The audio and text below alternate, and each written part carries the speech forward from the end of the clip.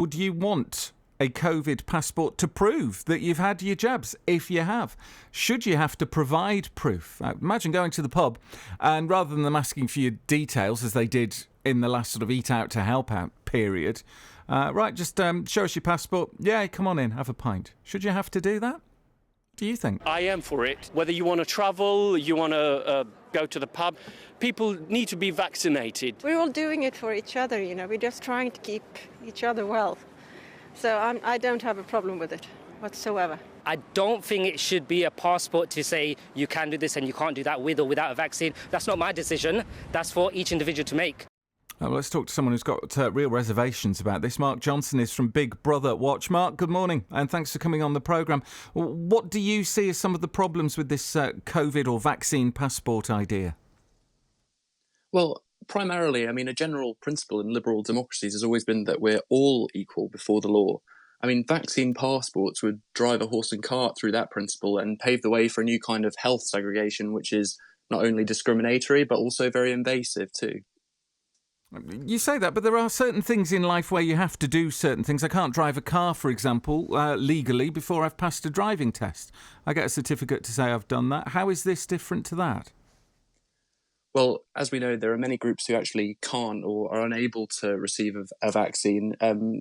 This principle would be, incredibly invasive against those people. We know that people with underlying health conditions aren't able to get a vaccine, pregnant women, for example, or people with religious and philosophical reservations.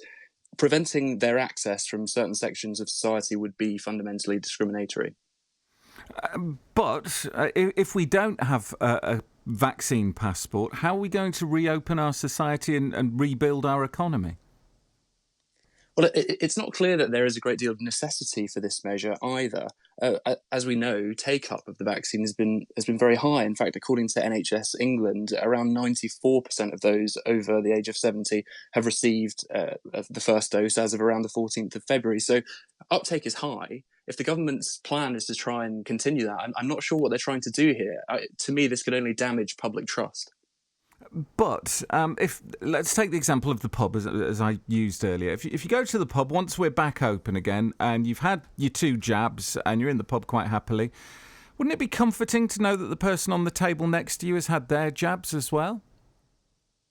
I think the best thing that anybody could do is to be protected themselves. And at the moment, it's not totally clear what level of protection, what the extent to which the vaccine prevents transmissibility of the virus.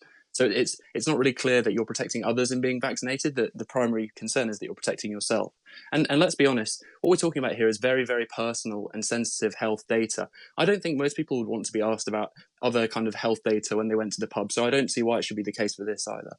But you do get asked, the big area where we may not have control over this, I suppose, is international travel.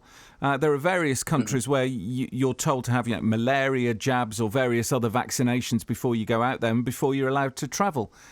And you need to be able to demonstrate that that's been done. Is this any different?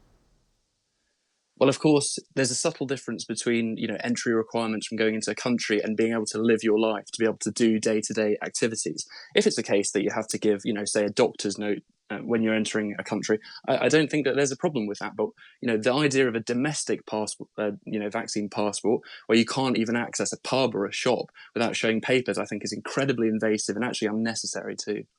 How do we get round this, though? Because, as you say, not everyone is eligible for a vaccine. As it stands, many people under the age of 50 aren't even on the list yet as to when they may receive a vaccination. If the passports were to be introduced, how would, for example, the under 50s be in a position if they've not even been offered a jab? Well, exactly. It's too early to even consider this idea when people haven't been offered a jab. As I said before, uptake has been very high. We have to hope that continues. But what we don't need is a kind of coercive system to try and effectively say if you don't take the jab, you're barred from certain sections of society. Do you use the word coercive there? Is it bordering on bribery in your view then? Well, yeah, I mean, what I think part of the trust in the vaccine is that it is voluntary, and that's fundamentally a good thing. It's up to individuals whether they want to take it. We want as many people to take it as possible, but threatening to to bar people from pubs, restaurants, shops if they don't take it is tantamount to coercion. It makes a mockery of the idea that it's voluntary in the first place. There's clearly issues with data here as well. There would be databases now, surely, of who's had a vaccine. Otherwise, they'd be inviting people 3 or 4 times to go back. So why is having a bit of paper or something to prove you've had the vaccine so problematic? I think, looking back to about 15 years ago, the British public fundamentally rejected the idea of ID cards. Even, conservative politicians recently have said we're not a papers carrying country. I think a vaccine passport is like an ID card via the back door, especially if this is something that you're going to have to carry on your person just to carry out day-to-day activities. The creation of a vaccine passport could, as you say, result in a huge centralized government database, and this could mean data sharing between police, border forces, and so on. It would be a tantamount to an ID card, and that's something that, as I said, has never been the case in this country, and it's not something that people really want either. We could end up in a situation here, though, couldn't we, Mark, where actually the businesses who want to make sure their customers are safe could do this on their own, couldn't they? There's nothing to stop a landlord asking people to prove they've had a vaccine before they're allowed in, whether there's a passport system or not, is there? I think it's a very slippery slope because, as I said before, there are certain groups of people that just wouldn't be able to have the vaccine or won't have the vaccine for very valid reasons.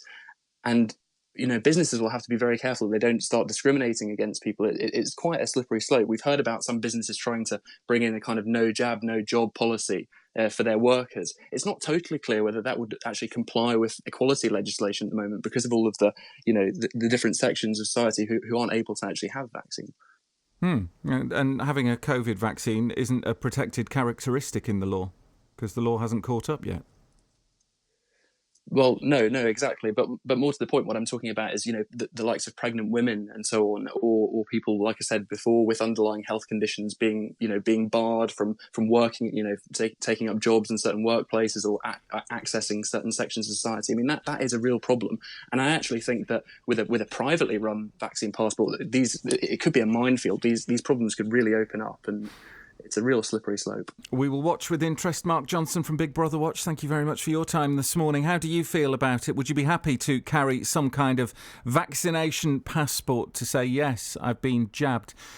Is it that...